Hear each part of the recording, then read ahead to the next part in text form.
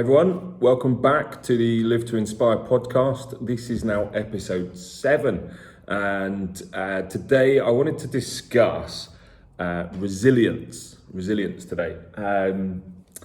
Chiefly which, again, similar to last week, I think I had a very busy week with work. A few other bits and bobs were going on, and it just got me thinking about how do I deal with it? How do other people deal with it? How do people cope with these daily stresses? So it made me think, came up with a little bit of a list. So like I said, difficulty at work, we need resilience. Time pressures, that could be any source of time pressure. Could be relationships, could be catching a flight, turning up to work on time, traffic, all sorts. I'm sure you can think of more.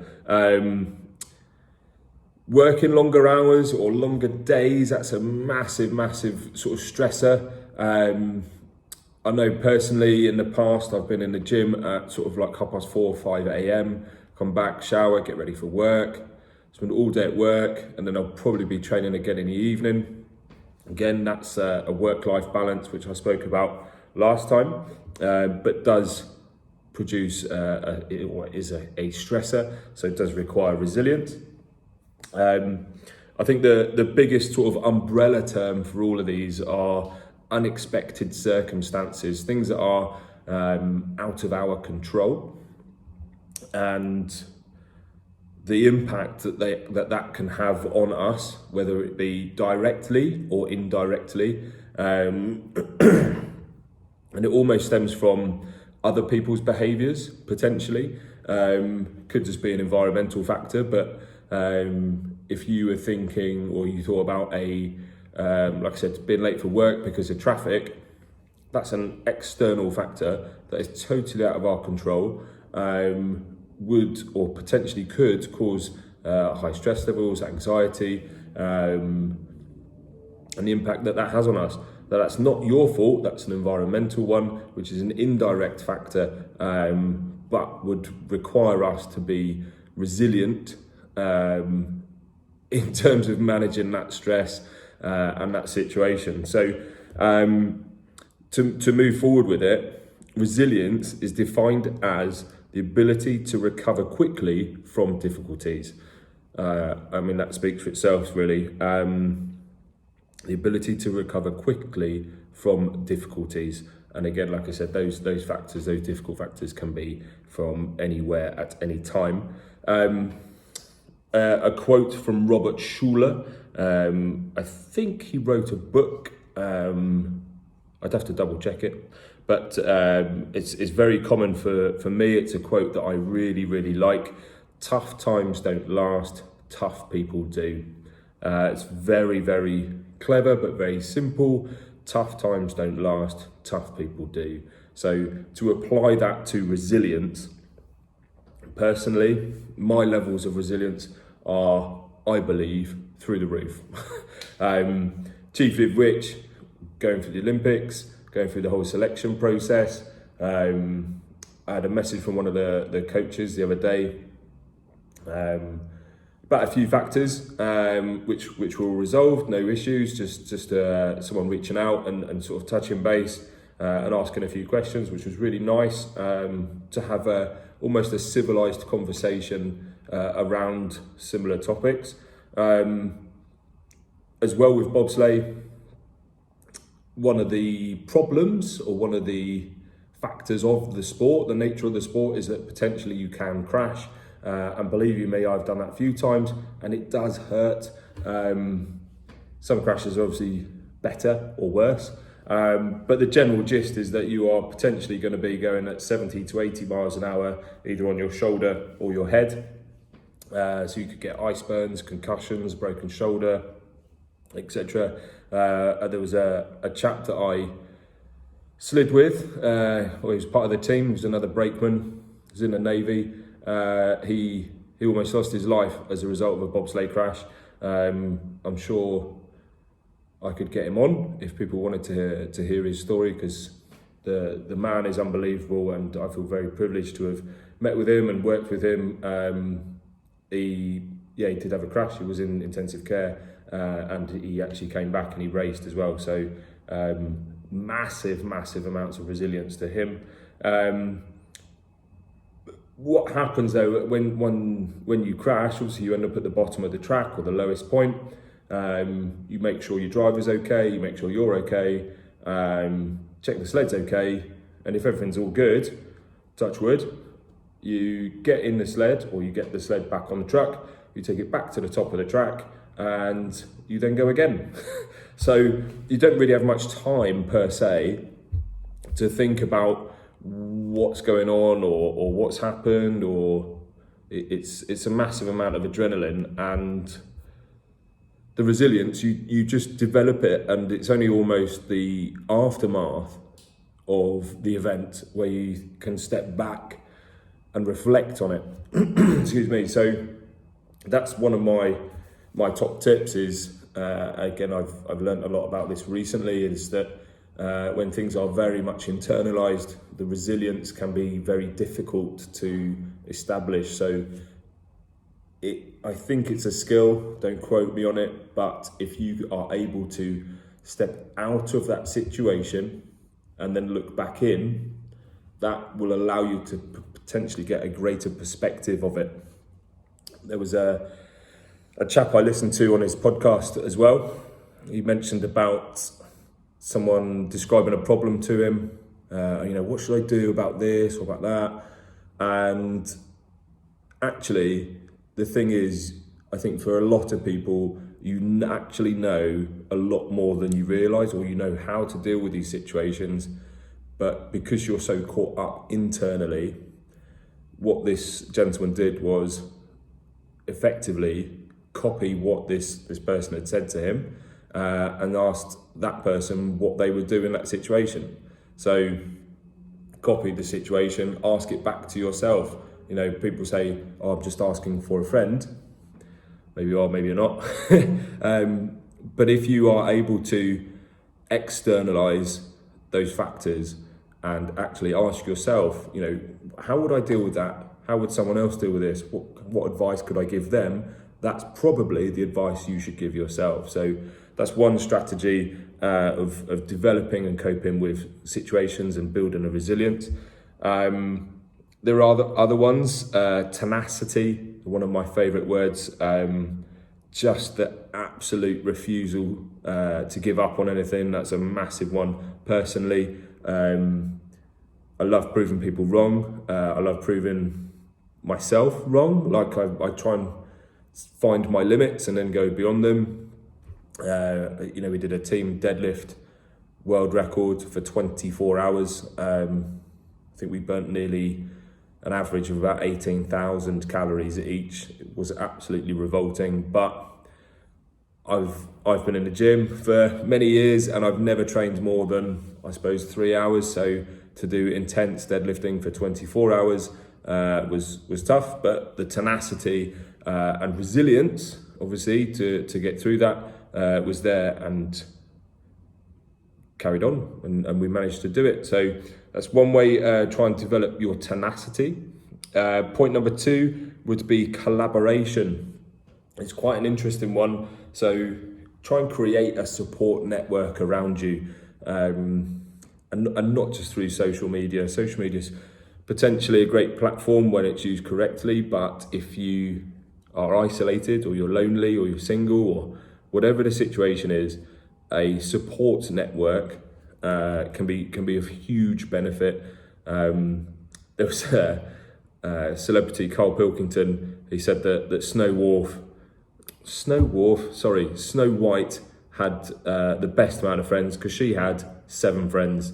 A happy one, a sad one, and that network. He said that's all you need. He said he only has about 7 or 8 friends. Some people have more, some people don't. Personal preference, but the point of the support network is that there are people around that can help you. You can bounce ideas off of people. What would you do in a situation? How did you cope with it? It also helps to manage perceptions.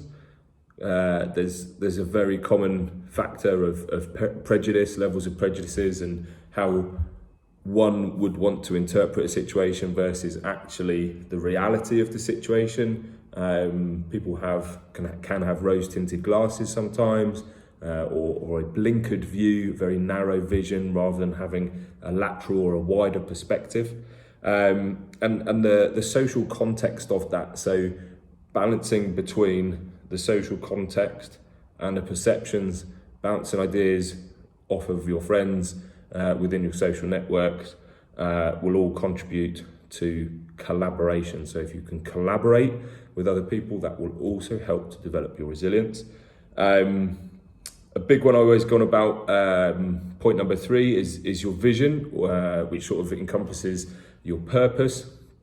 Why are you here? Who are you? Who are you? Why are you here? Why do you do what you do? It's a question that was asked was, what is your why? I think that's a very, very powerful question. And if you want to get to know someone quickly, it's a really clever and good question to ask. What is your why? Will certainly give some exposure as to their vision and their purpose. So that's point number 3.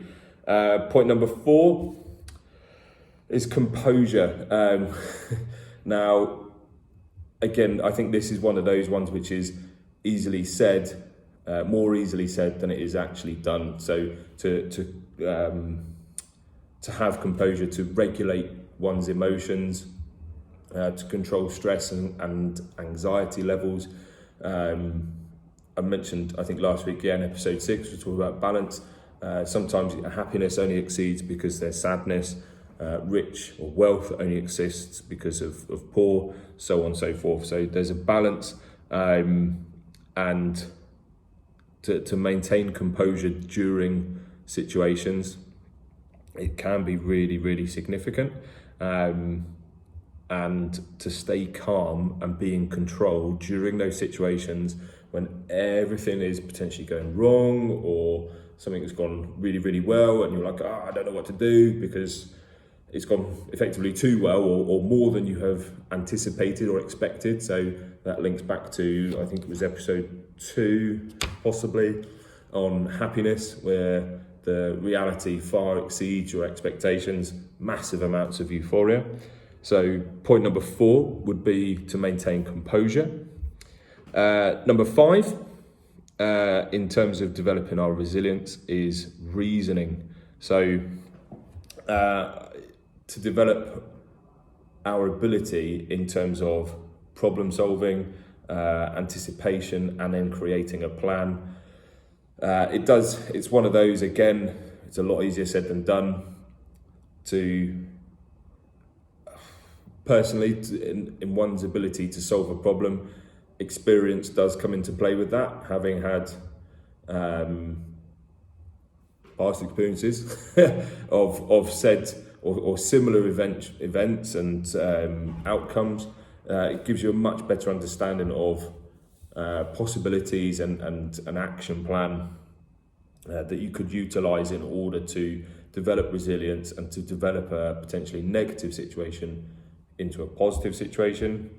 And the last one, really, it's an easy win, but the easy option is always there, and that is your health. Health should, in my mind, come before anything. It's one of the most precious commodities that we have, along with time. If you're struggling with resilience, if there's stressful situations, they can be exacerbated by poor health, even nutrition, sleep. I know in the last week I haven't really been to the gym or done any sort of training. I haven't been to rugby, just because of work situations and other factors have been out of my control. So it's compromised. I've compromised my exercise routine. I always try and make sure I get at least 8 hours of sleep. Again, I mentioned previously about circadian rhythms. Really good book called Why We Sleep. It's well worth a read. Very well written as well. You can just dive in at almost any page and it sort of makes sense. There's that old saying as well, have you woken up on the wrong side of the bed? If you wake up or out of poor quality sleep, then that can effectively set the tone for the rest of your day. Good vibes, bad vibes, negative. If you're negative because you've had a negative night's sleep, trying to break that cycle can be very difficult, and people will almost always often reach for sugary foods, caffeine. I know personally I have a coffee in the morning, that's just my routine, just to give you an energy spike and trying to lift emotions and the mood. So if you have a good nutrition plan and a good exercise sort of regime, and again, you haven't got to be in the gym, haven't got to be doing anything crazy, swimming, running marathons, triathlons, Ironmans, whatever you're into, even the sort of staple of just getting some I don't know, half an hour of exercise a day. And by exercise, I mean just to increase your heart rate. Go and do some steps, get outside, get some fresh air, get some sun, build your vitamin D up. All those factors will then to perpetuate into a positive environment, help you to build resilience.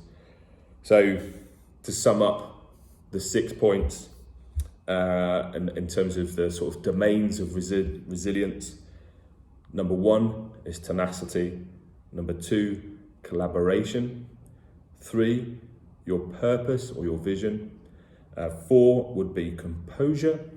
5 is reasoning. And the last one, 6, is health.